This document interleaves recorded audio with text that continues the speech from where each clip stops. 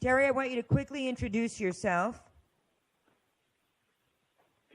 Okay, my name is Terry LaPointe, and I work with medicalkidnap.com, which is a division of Health Impact News, and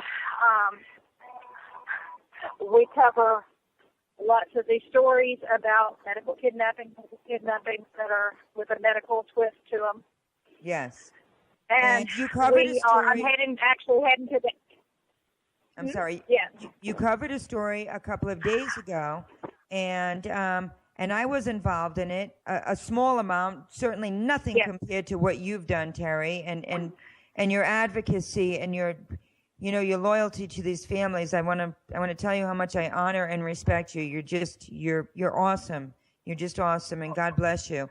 But this case in particular involves a young lady who was raped. Tell us about that. She was raped by somebody, not a family member. Let me clarify that right away. How old is she? Not a family member. 14 years old. 14 years old. 14 years old. A 14-year-old rape victim who made a choice. Yes. What was that decision, Terry? She made a choice to give life to her baby. She was offered the chance to abort the baby by the...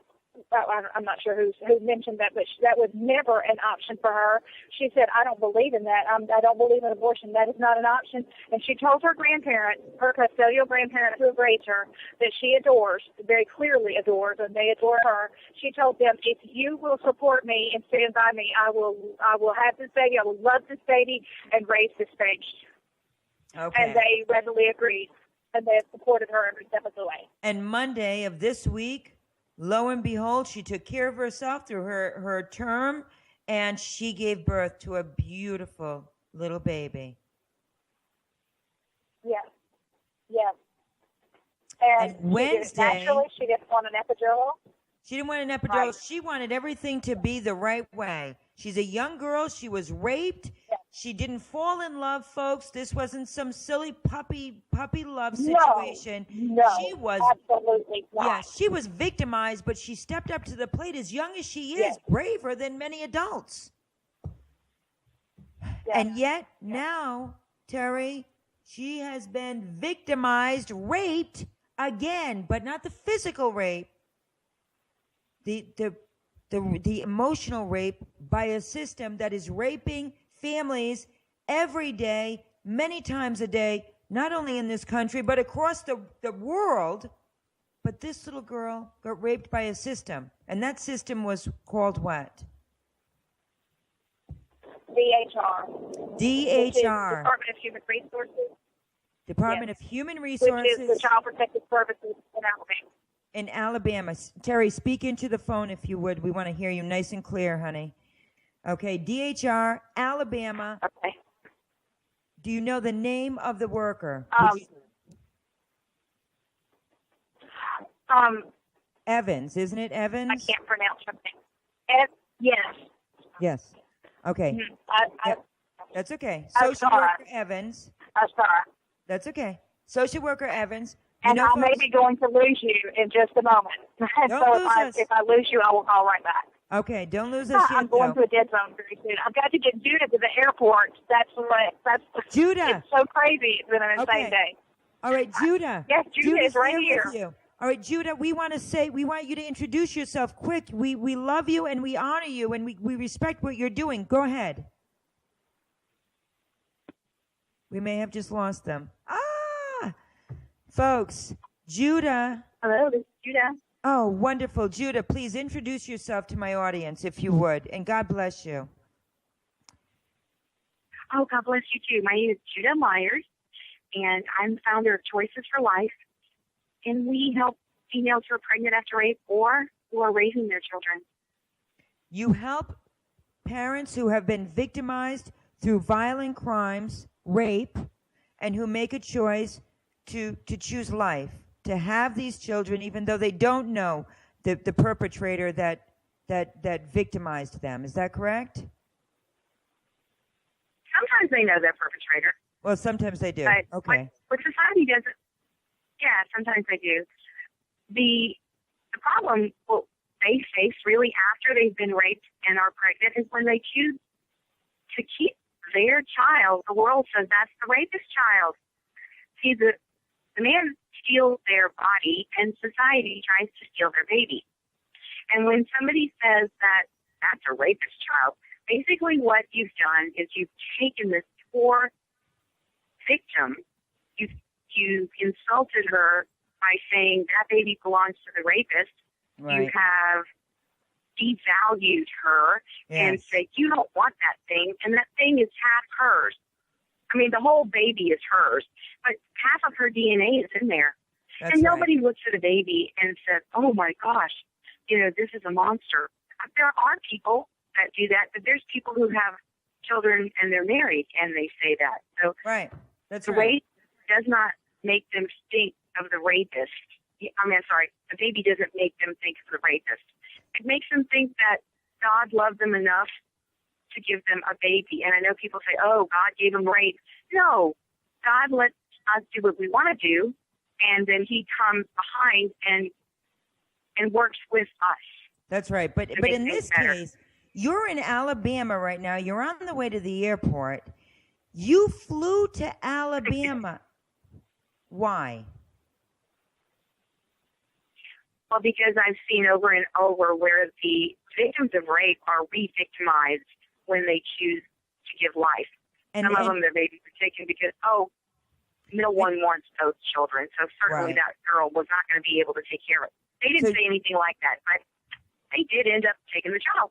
Wait a minute. So, but because we've got to fill in the audience in 2 minutes or so.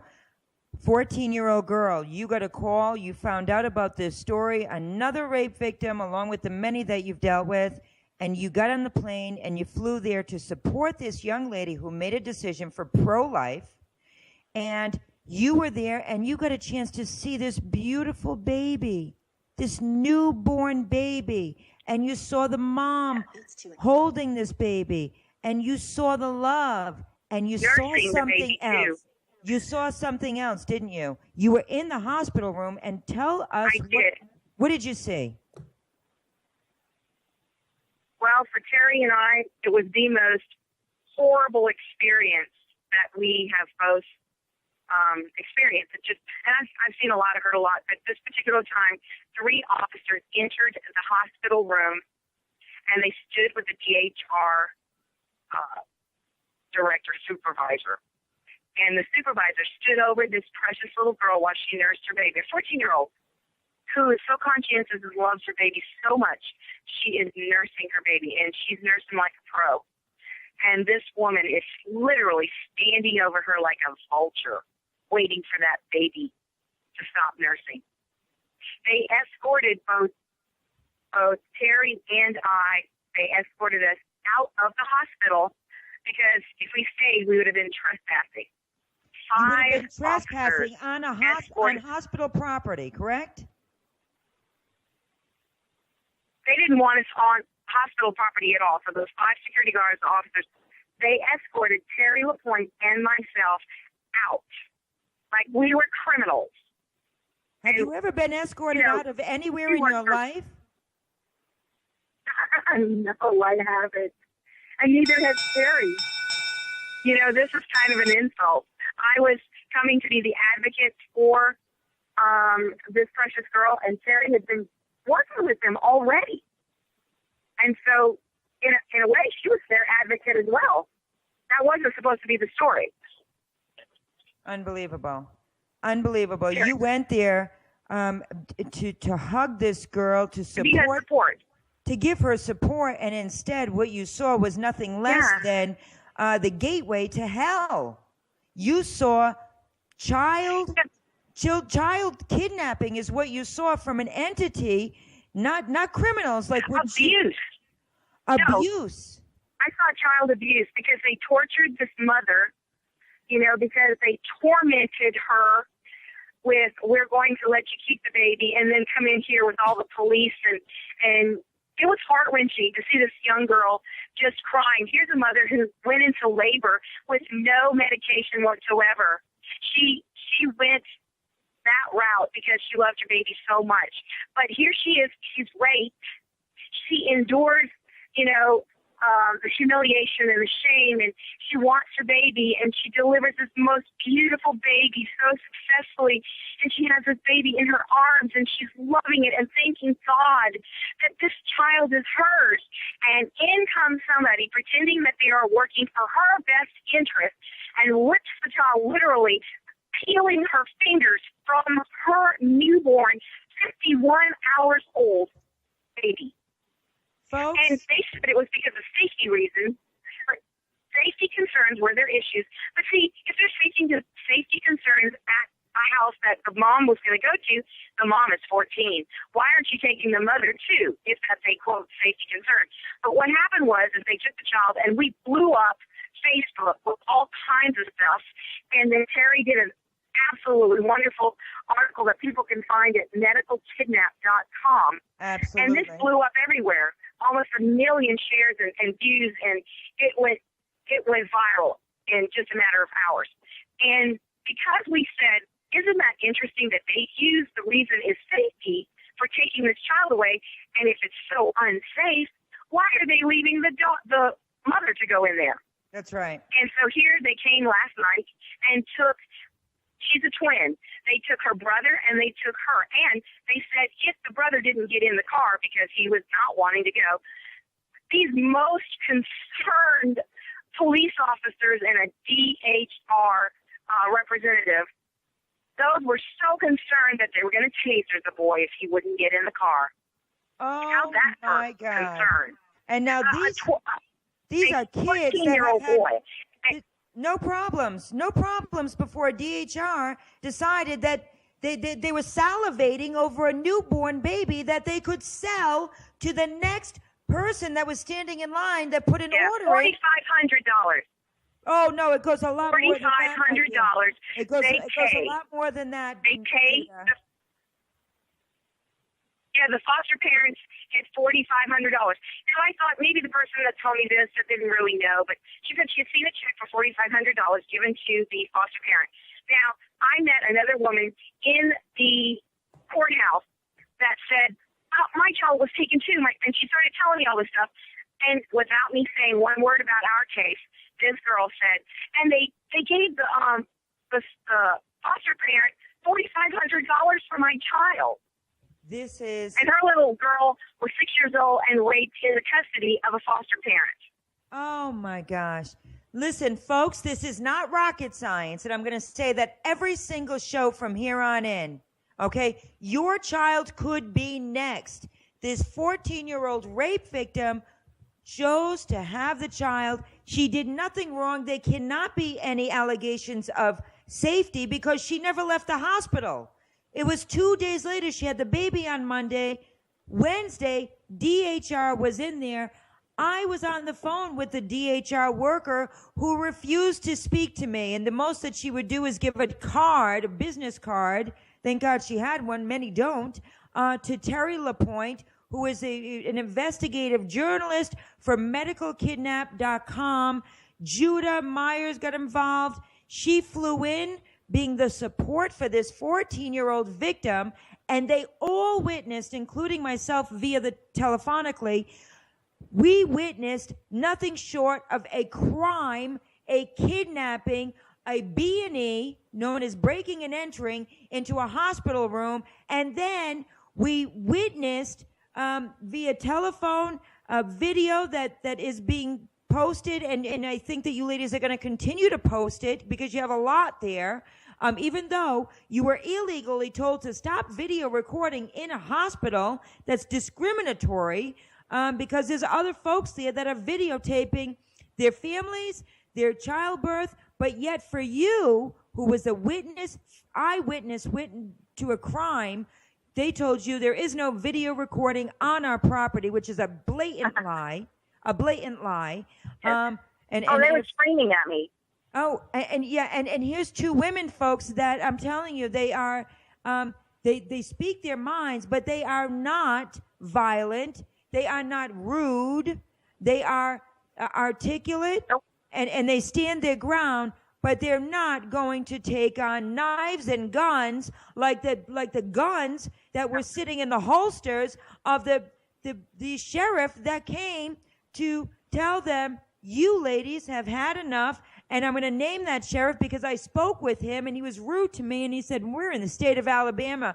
And I said, that's fine and dandy, sir, because guess what? You are obligated to follow the Constitution. It's how you're trained. And if there is no safety risk that rises to the level of removal of this child, you are breaking the law. And he said, pretty much, and I'm not going to quote this, in Alabama, they do things the way that they do things. And when I asked him who was his superior, Wow. he was the superior, folks. In the whole sheriff's department, he was the one. And I hung up the phone. I called the sheriffs, and lo and behold, law enforcement, he was the one that was on duty. Folks, we've got a problem, and this is not rocket science. They're stealing our children. Judah, I want to interview you more. I can't do it during this show because we're fitting this in. Right now, the state of Alabama, because they've been caught with their hand in the cookie jar, they have now gone in and not only stolen this young victim's child, her baby, and she didn't do anything wrong, but they have stolen her now because now they've got to shut her up. And how do you do it? Well, you take her and then take the twin brother because they're connected. Take the twin brother, and all the while, the grandparents who have been caring for these kids, the father, the grandfather, is a retired law enforcement agent, folks. He's a retired law enforcement officer. And the grandmother has been doing everything. They've done nothing wrong, and they've been approved by the courts as upright citizens, as having a safe home, and now they're the victims. How many victims before the general public stands up and says, we're angry and we're not taking it anymore, enough is enough? We don't want child stealing, thieving, kidnapping right here in our country, the United States of America. Folks, this is real. Stop looking at the third world. We are living in a third world country right now. The three worlds. We've got the government, we've got child protective services, and gosh, it seems to be that law enforcement is not stepping up to the plate. Come on. It's time that we take our country back, and not through violence, through reasoning and through unity of truth and transparency. God bless you, ladies. Terry LaPointe, we're going to have you on again because we are not. Are you there? I'm here. Hello? Oh, Hello? hi. Hello? This is Terry. Who is this? Hello? Hello, can you hear me, folks? Oh, now I can hear you. I hope Hi. that you... This is Terry. I don't know how long I've been on mute here. John? Okay. Who else do we have on? Do we have Joshua on the line? Hello? Okay. Tell me who is speaking now. We've got all sorts of things going on here today. Who is this? Is this Terry? This is Terry. Okay, Terry, Can you hear me? I can hear you. Can you hear me? Yes, ma'am. Okay, wonderful. Have you heard what I've been telling you for the past 5 minutes? I've heard some of it. Judah handed me the phone back, and Okay. so I could listen. Yes, I've heard a good bit of it. Yes. Wonderful. We have to conclude right now, ladies, because I have to speak with one other gentleman, and we're running out of time here. Terry, I need to continue this conversation, and Judah, if it's possible, Absolutely. that you can please join us, because people really have to understand what you Absolutely. witnessed. Thank you so much. This is important. People have a contorted understanding of of what is really happening. They think that this only happens with bad people and with Right. drug addict parents, and That's what I thought. yes, well, they don't understand, and it's time, folks, because we need to stop this to shed real light on this from some real credible people that people trust, and you know, they need to understand. So, ladies, God bless you, and thank you for joining us. I have another caller that I have to just touch on this other story because the stories come in too quick for anybody to possibly be able to cover them all. Judah, have a safe flight, honey. You have a safe flight, and God bless you. Thank you, Terry. God bless you. MedicalKidnap.com, folks. Thank you. You need to see the latest article about the Alabama story to read in detail. Thank God for Medical Kidnap.